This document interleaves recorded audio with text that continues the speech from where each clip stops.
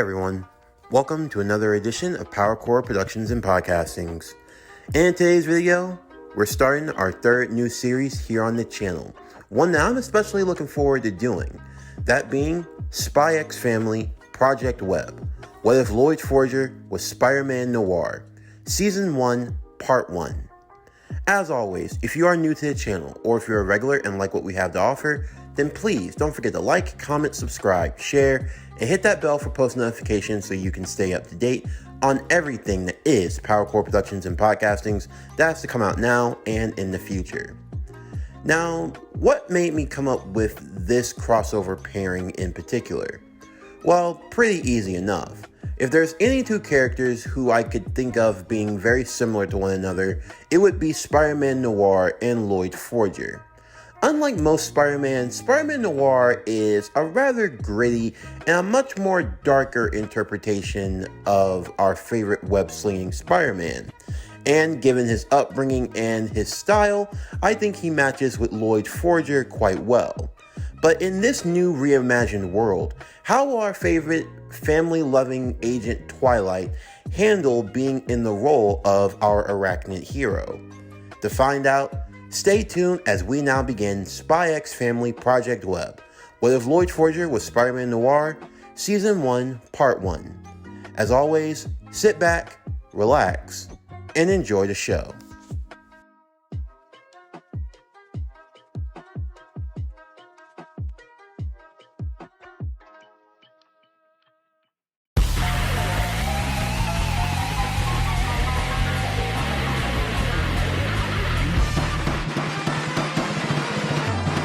Within this world, we're just a bunch of different mixed nuts stuck in a bag. Now everyone getting tight, cozy up, take a breath and laugh. We're in here together now. We gotta break out of these tiny shells like a peanut. We're breaking free. We can't pretend we're not a little nuts. It's working out for you and me. Happiness is not just a template, it stays under the surface. Don't pretend that it's always picturesque. You can always be what you want to. You can call someone to help you try it. Now hand in hand, let's raise a glass to what's been done. One day you'll find you're not alone. The secrets that you hold are not your home. You know, scream and you cry, I will try your Anya. Hold you tight, won't let you go for the night. Emotions running high, can let them take control of my whole life. And I know, I can see my story now, it's flying outside my window. So trust in me, come take my hand, and I'll show you the truth. You'll be free, won't feel no pain no more. I've got a family with you.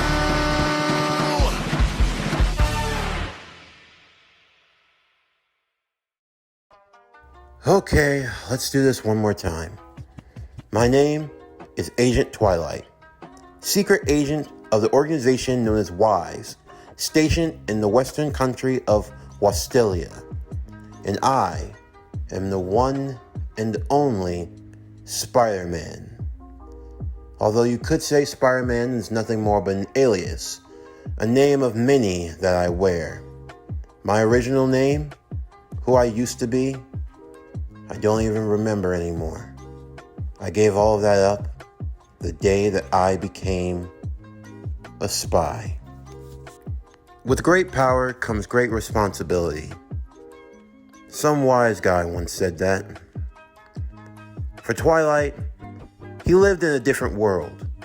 A world unlike any other.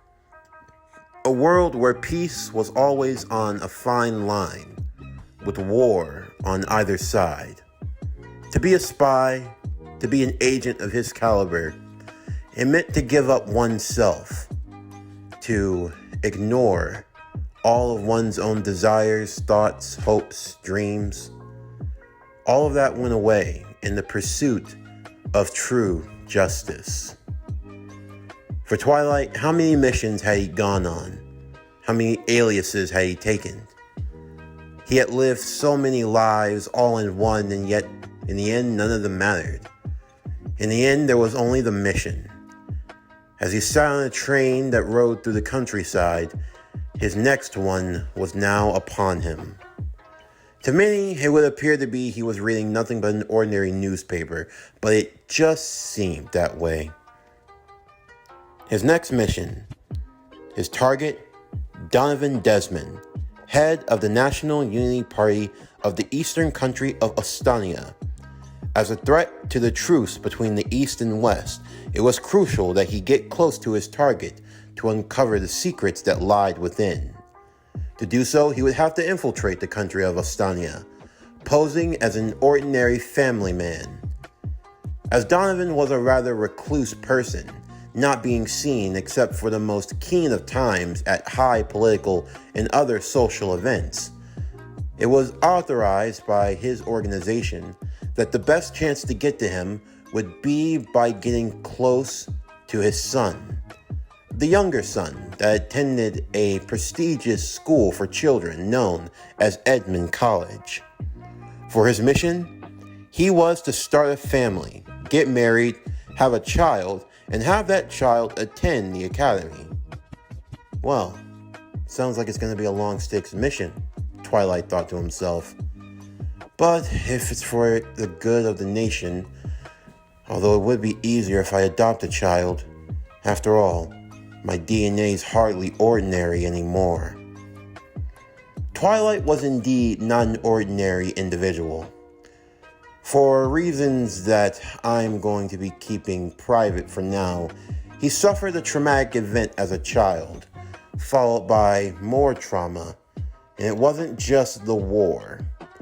This traumatic event left him scarred by the mark of what he could only describe as the entity of the spider, something that referred to itself as the tome, or whatever that meant. All that mattered was that Loid Forger found himself having the powers of a spider, being able to stick, climb up walls, have the strength of over 100 men. You get the idea. Funny how you get every sort of spider power except the power to make your own webs. Although thankfully, given the intelligence agency, making web shooters was easy enough. However, one problem was the idea of him having a child. Knowing him, his DNA could likely be passed to the child, and who knows what other side effects. Adoption would probably be for the best. However, there was one small caveat with his mission, now dubbed Operation Strix. He had to do all of this in 1 week.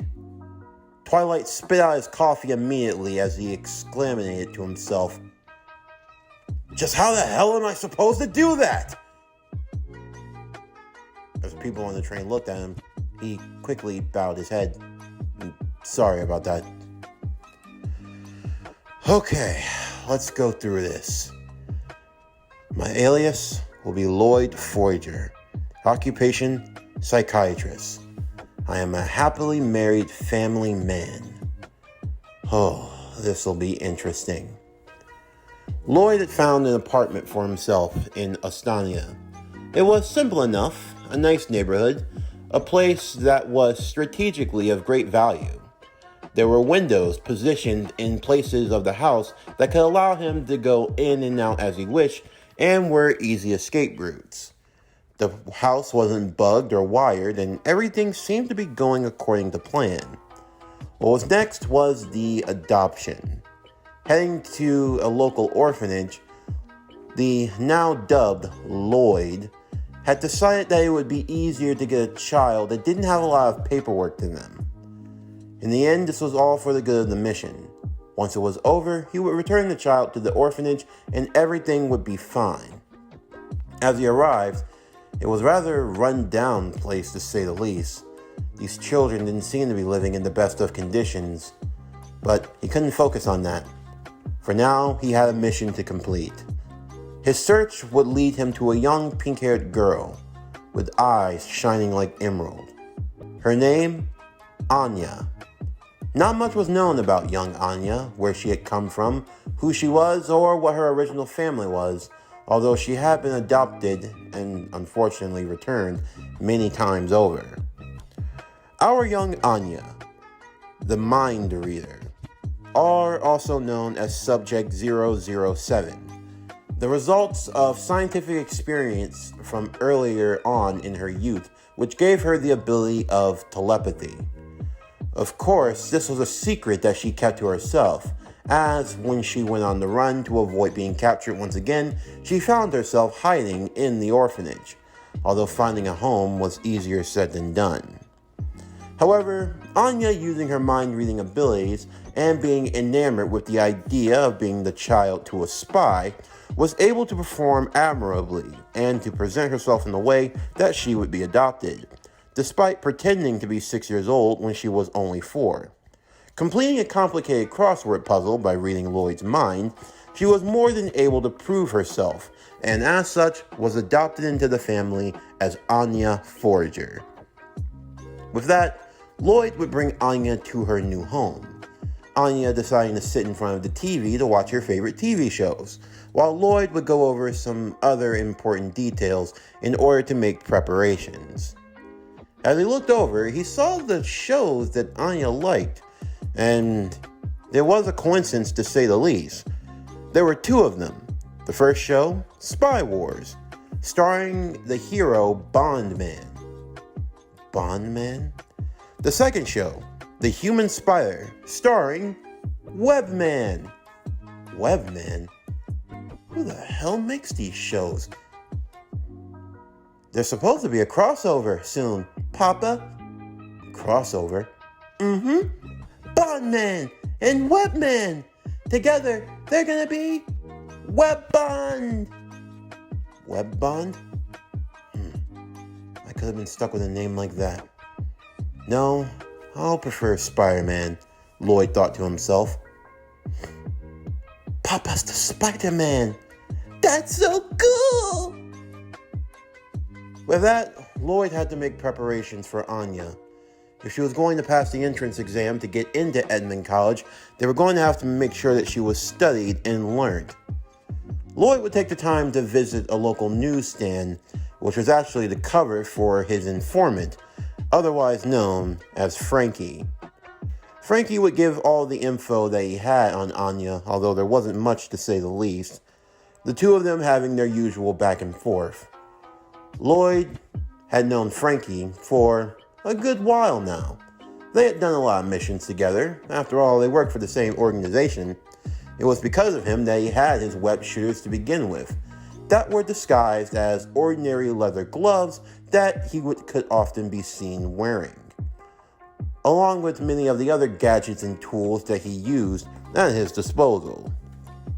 However, while Loid had been out for the day, Anya had been, looking into some things, and it didn't take long for the girl to get into trouble.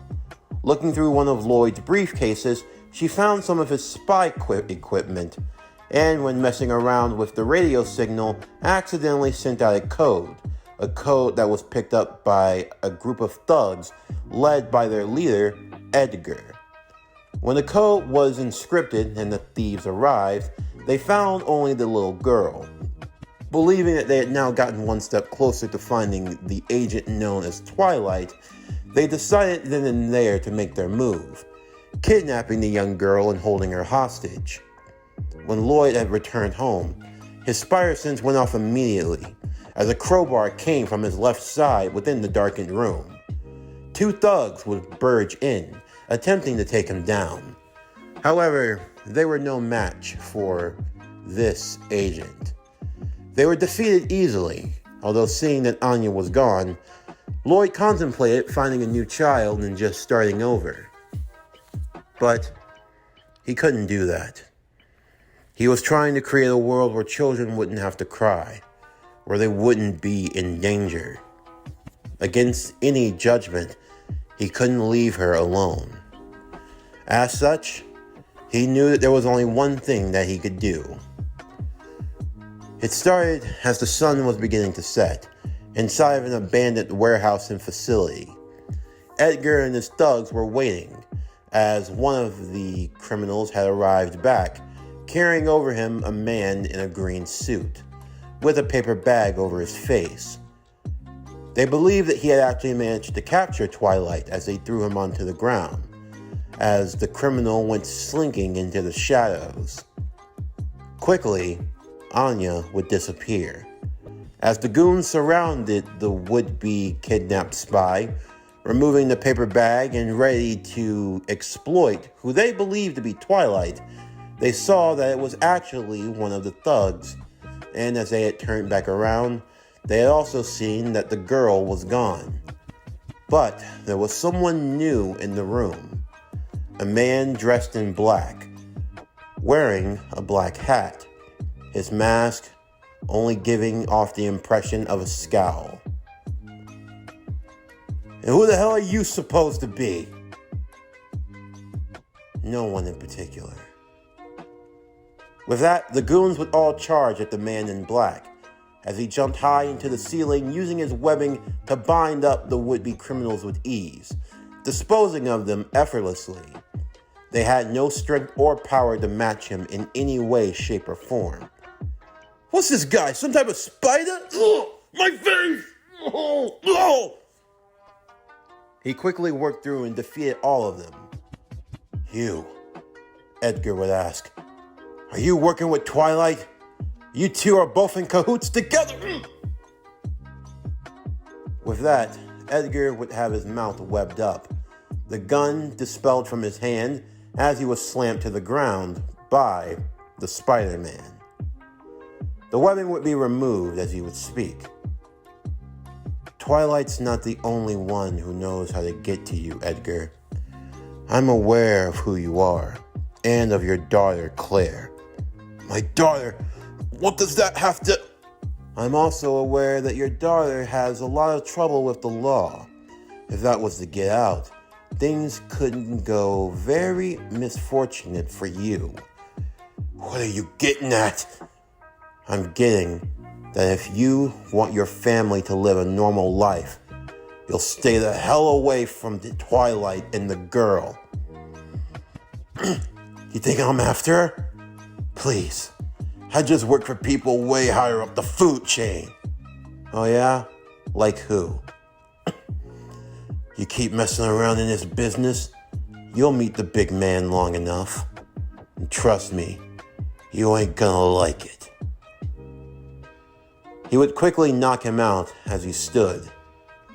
I'll take my chances with that. After quickly changing his clothes and leaving, Loid would make his way outside. He had given Anya instructions to use the telephone pole to call the authorities. Knowing them, they could probably find her a better foster home. He'd just have to start over. It was probably for the best if things ended this way, but as he rounded the corner, he saw that Anya was still there. The young girl rushing to his side immediately as she gave him a hug. Anya? Papa? Are you okay? What are you doing out here? I was playing with some people. I don't like them very much. Oh, I see. Can we go home, please? You want to go home? Mm-hmm. Please. I don't want to go back. Yeah. Let's go home. The two would take the train back to their home, although now they'd have to find a new one. It wasn't too hard, all things considered. And despite her rather reluctancy to study, Anya still put in the effort, and she managed to pass the test, getting into Edmond College, at least getting through the first half of the test. All the same, Loid was happy as he lifted the young girl in the air, holding her up with a beam of pride. Although, in doing so, he immediately collapsed to the ground. What the? Why did I pass out like this? Come on, Twilight. Get yourself together. Later on that day, Loid would awaken. He was back home, resting on the couch, with Anya beside him. He cursed himself for letting his guard down so easily. However, what was even more alarming was the letter given to him by Anya. It was from Edmond College. You see, the exam was just the first part of the screening for getting in. The second part was going to be a parent-child interview that was going to be soon. Both parents would be required, no exceptions. But, Anya would say, there is no mama. Yep. Looks like we're gonna have to go find one. Meanwhile, across town at City Hall, a group of women sit and enjoy their smoke break together while sipping on coffee.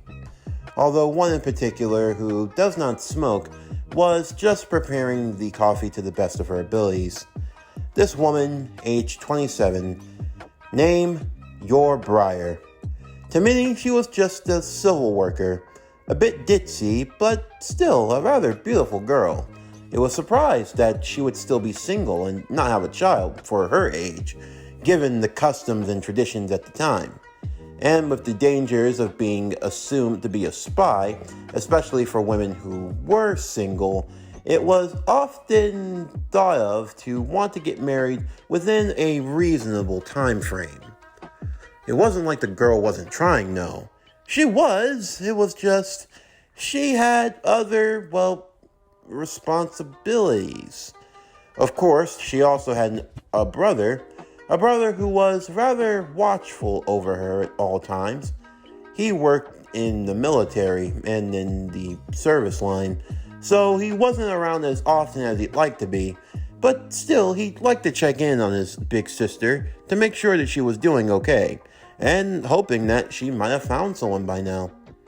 One of her co-workers had actually invited her to a dinner party that weekend and was hoping that at the very least, maybe she could invite a guy friend over? Yor would happily like to do so, although that night she had to be focused on another task at hand. Inside of a hotel where an elite socialist would be guarded by his men, a woman dressed in black made her way inside, carrying what appeared to be spikes of gold. She slaughtered the men in the room before finally reaching her target as she uttered her famed words. Will you allow me the honor of taking your life? Yor Briar, aka the Thorn Princess. Occupation, assassin. Former member of the Black Widow Project. In this age of spies and of secrecy, many were looking to take the next step. There were rumors about there being beings of superhuman strength and ability. These rumored metahumans were nothing but folklore to many, but trust when I say, it's far from exception. Within the country of Ostania, a long time ago, there was a project. It was known as the Black Widow Project. 13 young girls were selected.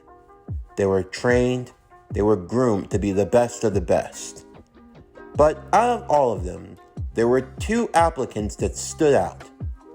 That was applicant number 1 and applicant number 13. Number 13 was Yor herself. Yor went through the training. She accomplished almost everything she was given. However, when it came time to undergo the procedure, there was something within Yor that told her that this wasn't the right way. As such, she ran off. The 13th spider to have escaped and to not have undergone the procedure. What is the procedure? Well, for women in their line of work, something that you may know from other series and from all walks of life. A woman can get into places that a man can't, do things that a man can't. Sometimes to get that information, you have to do some unsavory things. Sometimes you find yourself lying next to someone you do not love nor care for. You allow your body to be used to their desires to get what you need. Of course, the last thing you want is to have something unexpected pop out 9 months later and only complicate matters. So it's best to remove any potential unwarranted inviters. This was the process all the widows underwent, all except one. As such, she was considered a loose cannon and a danger, but they had no way of finding her. With Yor, she lied low, using her skills as an assassin to try to make ends meet. However, out of all the widows, there was one who hadn't forgotten about Yor. Although, we'll be seeing her at another date in time. For now, Yor's main focus was trying to find someone to take with her to the dinner party, if she could find anyone at all. While on her last mission, her dress, it got a little cut up, and she wanted to get it tailored. As such, she went to the local seamstress. It just so happened that while she was there, Loid would also be there as well, with Anya, getting her fitted for the school uniform and for some other clothes in general. Of course, Loid had been aware of who Yor was.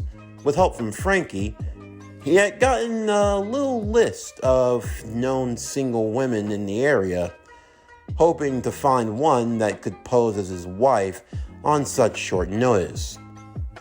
Of course, even for Loid and for all of his skills, his gaze did not go undetected by Yor, as Yor asked why he was looking at her.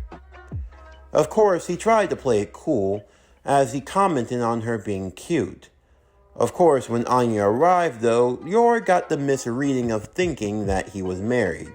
But Anya, using her mind reading, now being able to see that she could potentially have a father as a spy and a hero, and a mother as an assassin, she had to take the chance, didn't she? As such, she would go on prattling about not having a mama and really wanting a mama. I'm so lonely. I haven't had a mama in so long. Is she alright? Yor would ask. Yes. She's just, in loss as I am. I lost my wife, her mother, a long time ago, and as such, I haven't been able to find love ever since. But still, to get my daughter into a good school, was my wife's dying wish. Anya couldn't help but think to herself, her papa was such a cool liar. However, Yor brought it hook, line, and sinker, and as such, was more than eager to try to fill the role of the lost mother.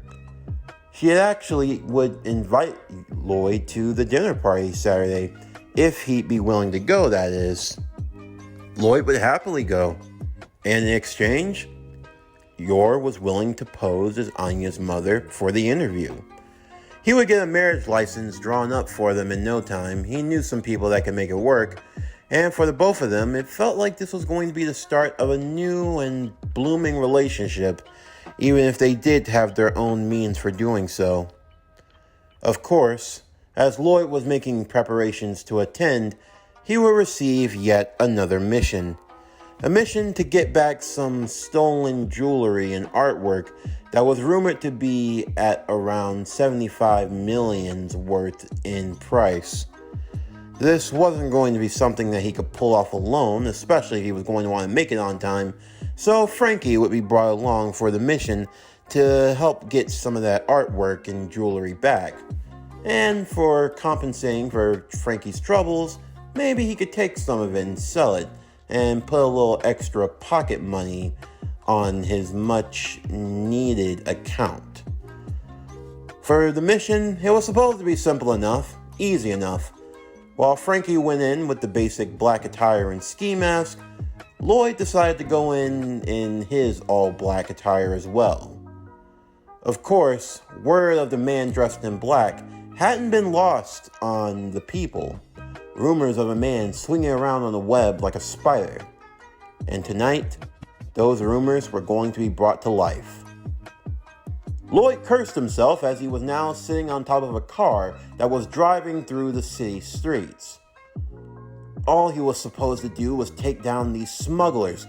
It wasn't supposed to be this difficult. The car would careen off of a long pose before flying into the air. If this car crashes, those people are going to be hurt. Loid would use his webbing to grab at the car's sides, attaching it to the other power lines and poles, stopping itself before it could land or crush anyone in particular. The authorities would arrive soon after, and thankfully the criminals had been caught. The people watched as the man in black would quickly swing away just as quickly as he had appeared, leaving behind the criminals and smugglers binded up in his webs. "I can't believe it," one guy would say. "That man, he's like a spider." "A Spider-Man?" "Yeah." "Wait, you mean like that Web Guy cartoon?" "Oh no, nothing like that. I mean, come on. Web Guy is like, what? Silly, cartoonish, blue and red and all that jazz. This guy's black in a mystery, like he hides in the shadows." Great, Loid would think. Had his cover been blown? Well, not necessarily. I mean, him being seen in this attire was one thing, and wouldn't really matter if the identity was covered. It was as long as no one knew that the Spider Guy and the Twilight were connected, that was the most important thing. As Yor was away at the party, Loid would arrive not too long after, although a bit covered in blood. Although he was able to play it off, saying that as a psychiatrist he had a couple of patients that needed some restraining. Of course, Yor's colleagues wouldn't take too kindly to this revelation, because you see, when Loid burst into the room, he announced himself not as Yor's boyfriend, but as her husband. The woman that was said to have been single and not have any man at all suddenly came waltzing in with a husband?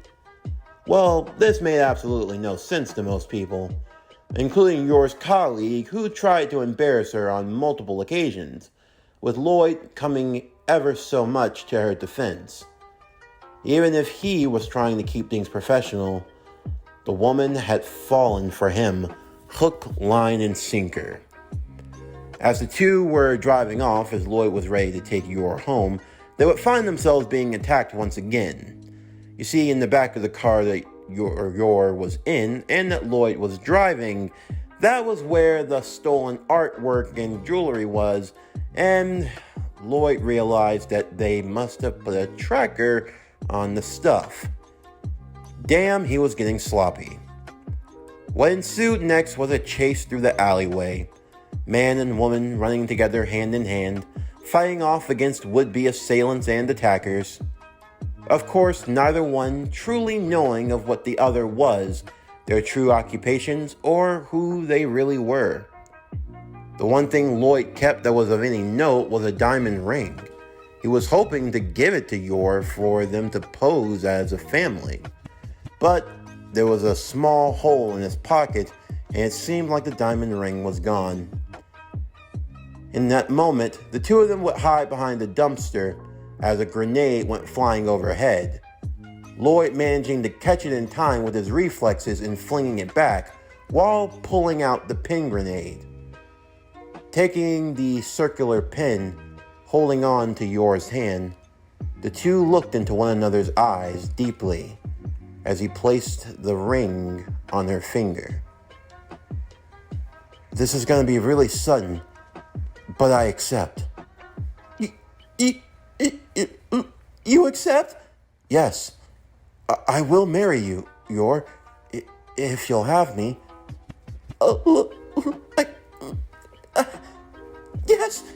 Yes, 1,000 times yes. "Then I promise, I will make you the happiest woman on earth. I will make you the happiest man on earth, but within their own minds, until my mission, until my killing, do us part." In the meantime, in a hotel room, A gangster, would-be at best, lies on the ground, bloodied and beaten, as a man a bit on the shorter side, but with a head that had seemed to be as thick and as hard as that of a hammerhead shark, would wipe the sweat off of his brow as he removed his brass knuckles. Please, I don't know anything else, I swear. You know, the boss isn't gonna be too happy when I tell him that. You know, the big man, he doesn't like to have bad news. He's all dessert, no vegetables, you get what I'm saying? Please, take him to the back and ice him. No, no! So, what are we gonna do? I don't know. Word is that there's this guy in black swinging around like a spider. Word is they call him the Spider-Man. You don't think it's true, do you? It doesn't matter. Another freak in a mask. They're all the same. The only thing that matters is getting this under control. The boss is on vacation and he doesn't want to be disturbed. And when he comes back, we gotta make sure that the house is as good and pristine as he left it. Look, I don't have time to deal with this myself. I got other work to oversee. And I can't be cleaning up after your messes, you understand? Whatever you have to do, go into the fund. The fund? Yeah. Pay whoever you need to pay, do whatever you need to do. Find this man in black and make sure he's swimming with the fishes with cement shoes, you understand? Yes, boss. Understood. Good. We got a spider problem? Well, it's time to go exterminating.